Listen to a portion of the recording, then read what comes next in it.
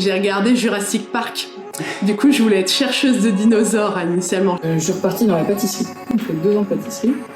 Et au bout de 2 ans, je me suis dit, la pâtisserie c'est bien, mais si je continue là-dedans, je voudrais monter ma propre pâtisserie. Je suis tombé tout petit dans l'expertise comptable.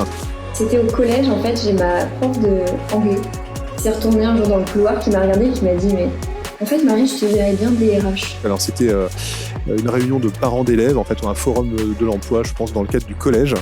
Et donc il y avait un parent d'élève qui était expert comptable. Quand il a décrit son quotidien, en fait, de manier les chiffres, de les interpréter, de pouvoir apporter des conseils stratégiques dans le développement des entreprises, etc., c'est vraiment ça qui m'a plu. J'ai arrêté après le DCG, je me suis expatriée 1 an à Saint-Barth, dans les Antilles françaises.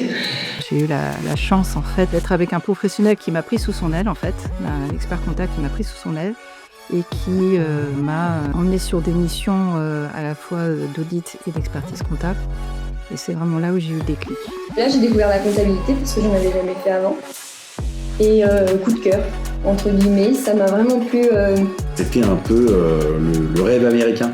C'est-à-dire tout est à faire et si la boîte grandit, il n'y a pas de plafond de verre. Je suis rentré dans l'ordre par la petite porte comme comptable agréé en 1950. Je pouvais devenir expert comptable, je pouvais devenir expert comptable associé, je pouvais devenir ce que je voulais. Et là, cette fois-ci, l'idée de créer émerge. Sur la 3e année de stage, en fait, j'ai basculé dans le consulting, alors consulting PME. Et du coup, ça va donner quand même une coloration autour de ça, autour de la démarche conseil.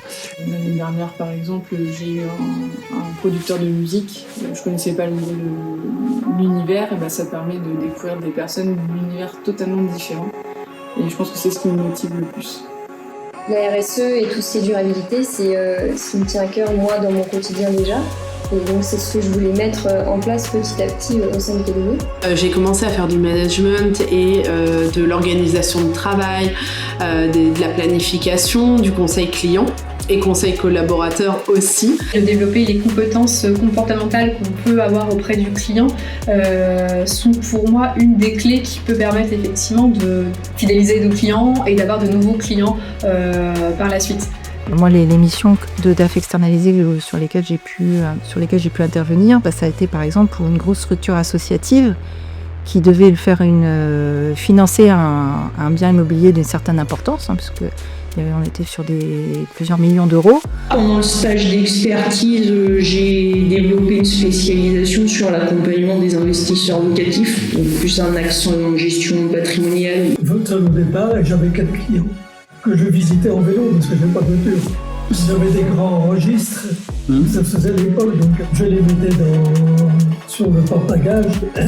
Le cabinet a besoin de se renouveler en permanence. Mais je ne vends pas de la saisie comptable.